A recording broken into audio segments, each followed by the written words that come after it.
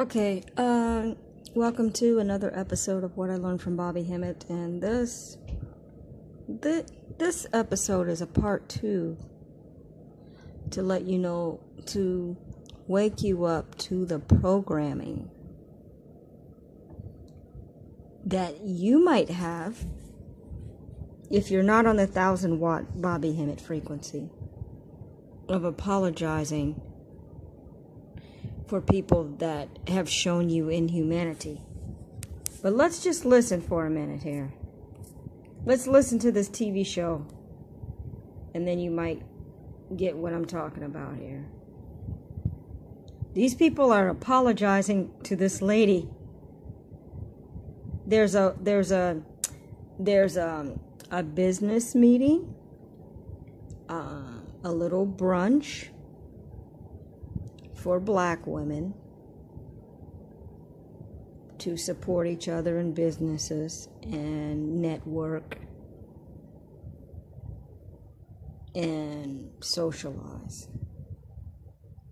And for whatever reason, they have a white lady there whom, if you think about this now, they have their own private clubs. They don't let you in there. The fraternities, they have college fraternities, and then they have non-college fraternities that are the Knights Templar, I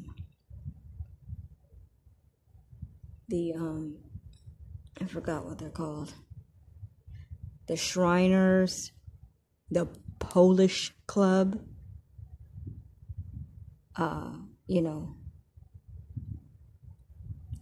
Catholic Society, some other names I can't think of right now, but they're in plain sight. They're right in front of your face. But you try going in there as a black person, it is not an open club for everybody. Now, black people, number one, they don't want you to congregate together unless it's in a church, which is sanctioned by the government. And of course, the Bible is a tool of the government, the number one weapon that controls the entire world, because it's entirely based on false knowledge. And then a belief system in a singular white God. But people are so brainwashed that they will flip that around and say it doesn't matter what color he is, or that he's really black. But all of the information that you're supposedly learning about these cartoon characters, Moses and Jacob and John and Gabriel, and all of these cartoon characters are all frauds and fraudulent and covering up the science of the universe. They're completely fabricated mockery of the ancient science of Egypt, and all those people never existed. That's why I call them cartoon characters. Now, let's jump back to what we're talking about. Let's hear this lady. Let me just jump to what this lady is saying. Listen to her, and my point is that there's a mind control going on with black people apologizing to white people, even though they know white people have treated them inhumanely, and they're just saying the truth. They're talking about their own experiences. These ladies were talking about their own experiences with white people, and for whatever reason, they had a white lady there who shouldn't be there at all, because these ladies have a different challenge and struggle to be a business owner. The white lady doesn't have the same challenges, She doesn't have the same challenges, so there's no point in her being there. She can't even relate to these ladies. But as soon as you talk about white people, I've seen this before in a Bobby Hemmit video.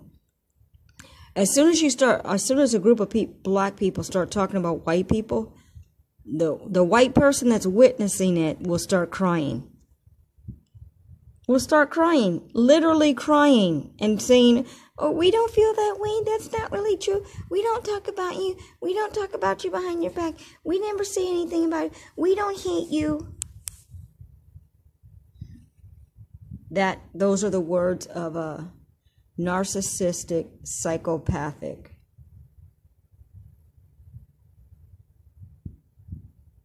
obsessively controlling entity.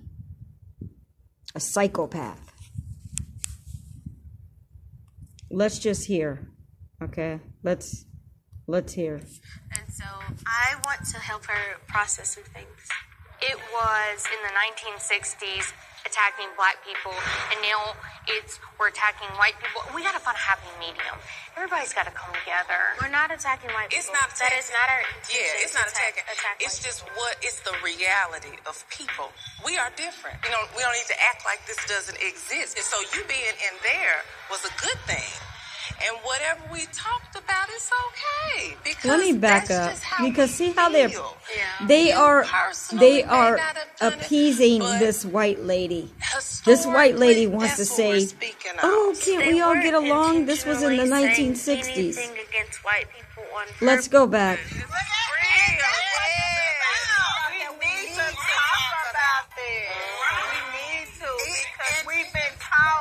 To not talk about that. They're talking about their experiences with racism. You don't say. We've been taught to what goes on this house stays in this house. We've been taught. That's why strong women that we have around this table, we have to stand up in the forefront and say, you know what? We're here. Enough is enough. The white lady feels uncomfortable.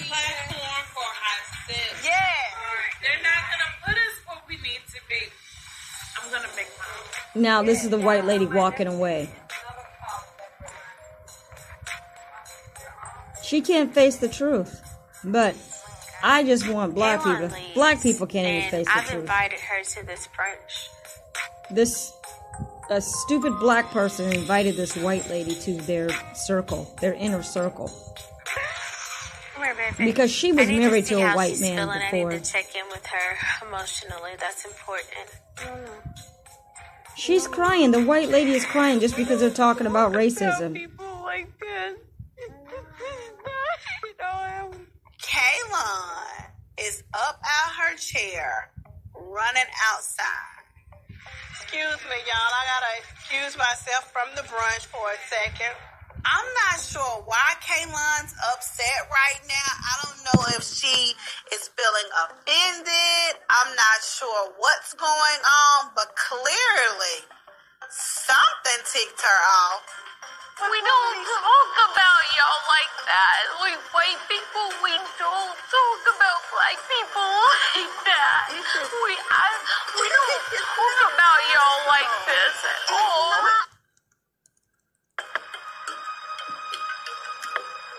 White people, we don't talk about black people like that.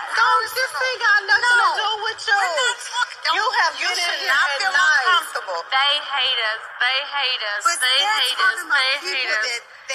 And they said the white man. I would never, do you hear me? Ever offend you or have anyone else offend you. Kaylin, this wasn't even about you. These are just things, Kaylin, that actually, like, you could help. This is a perfect opportunity for Kaylin to be a part of the conversation and to really give her input from a different outlook. I just don't want them to think that white people hate black people. We don't. We really don't. I do not think that all white people are bad. I was married to a white guy. They're just speaking to you or just generally about what our experiences have been opening up businesses. I think white people are and bad. they I know have they're not bad. been like all roses and sunshine. I know they're bad. But I haven't been roses and sunshine I don't either. have to be. Right, but I don't have to know. a whole bunch of them we to know. get the short end of the stick. I get it. And you and I have talked about that. Yes, and so I think Why is perhaps she you're crying just a now? bit Why is the white lady overwhelmed crying? because How has her you're feelings been hurt? surrounded by She doesn't have people feelings. who said exactly what I've said in those conversations. You know Kaylon what's feels very, as very if funny? everyone's talking poorly Do about we- white people, and like she doesn't identify. Let me tell you something here. Do you see the mind control? They are kowtowing and bowing and buck dancing and tiptoeing around this white lady. But their own people, they will shout, cuss them out, and have no understanding whatsoever. They won't even try to have understanding for their own fellow black woman. They want to be arguing and yelling. They don't come together based on discrimination with their fellow black woman. They are arguing and tearing each other down. But for this white woman, oh, you poor baby, we're just trying to see what our experience is, and we don't think that way about all the white people. Do you see the mind control? That ends another episode of What I Learned from Bobby Hemmit, and may you wake up to the level of mind control that is happening with everybody. My own father right now is marrying a beast to leave me out of any inheritance, and I'm the only child. I'm his only heir. But because of his self-hate, he wants to just act like I don't exist anymore, knowing that I don't have any connection with his family, and I don't have any other support of my own. I have not produced children or anything like that. So that's something personal. Maybe I will upload it. But may you wake up to the 1,000-watt frequency of Bobby Hemmit and know that, may you break out of the mind control. Either you're a walking zombie,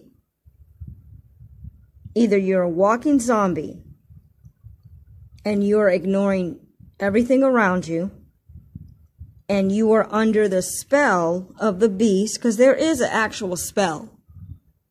The word kin, K-E-N, is an Egyptian deity, and it is the energy of love. So when they create that kin doll, Barbie's boyfriend, that is an idol worship of the white hybrid beast. And Barbie, that name actually is an abbreviation. There's two takes on that. It's an abbreviation for barbarian.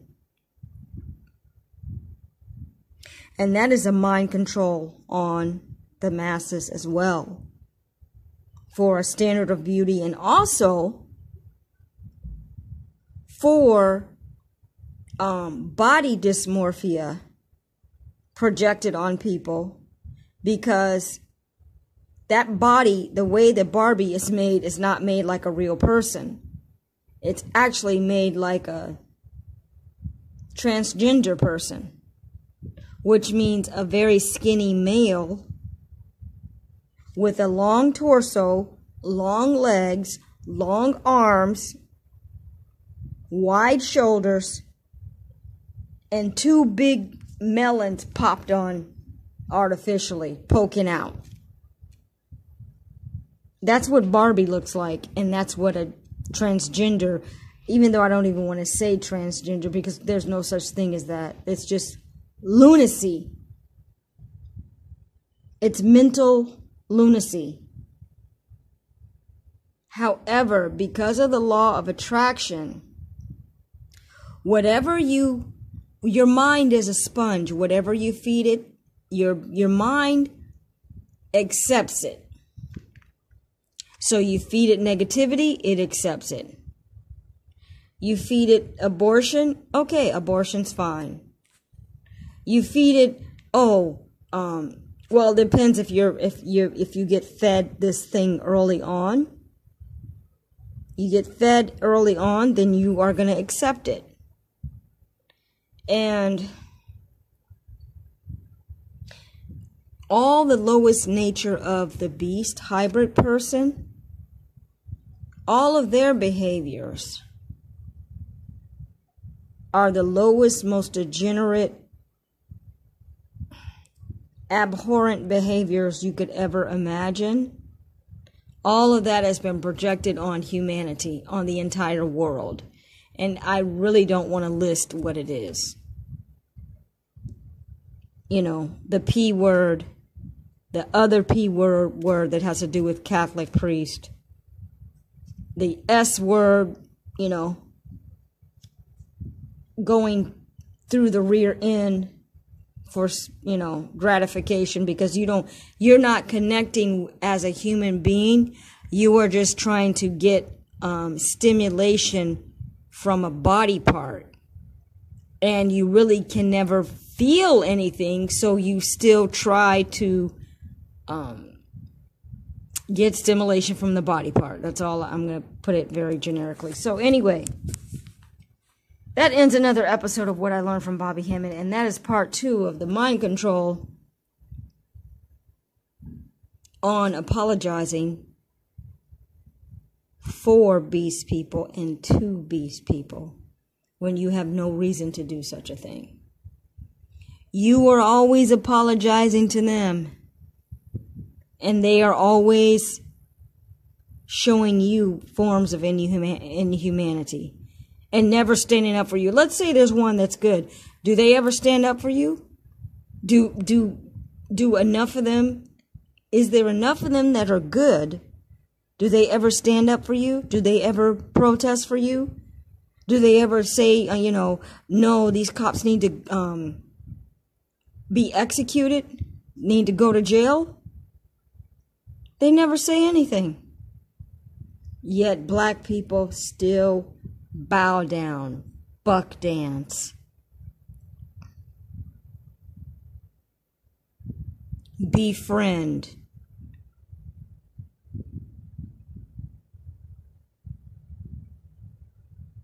because they're under a spell. But all I can say is all thanks to Bobby Hemmit that I am awake on the 1,000-watt frequency. And it's a matter of gnosis and knowledge. You just know who they are, and that's it. You know who they are, and that's it. And it's just not your nature to do otherwise against anybody. You get tired even to try to do it, even to think about it. You're like, it's not even worth it. I mean, to you, it's like, why even bother? But black people are never going to attack the beast. Never. They just never will. The beast can just taunt them and do all kinds of things to them. And it would be a very rare occurrence that you would have somebody that would do a kamikaze suicide mission and take out some of these MFers, knowing that they will also be destroyed. But, it would be a rare person that is on that heroic level to do such a thing. So anyway, that's ends another episode of What I Learned from Bobby Hemmit. And all this should be black screen. And I'm sure there's only going to be like 2 people that listen to this audio.